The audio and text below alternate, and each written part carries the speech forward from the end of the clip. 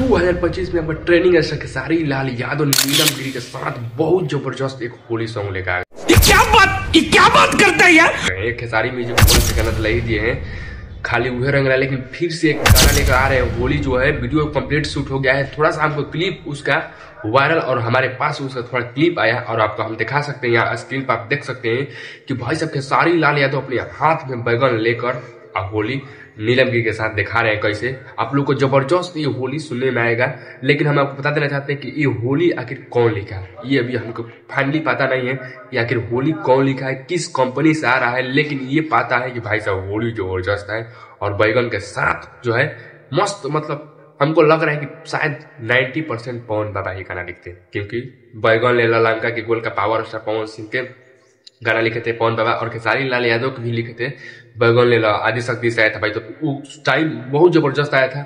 अब मोरैया जौनपुर के वो भी लिखे थे होली पवने बाबा।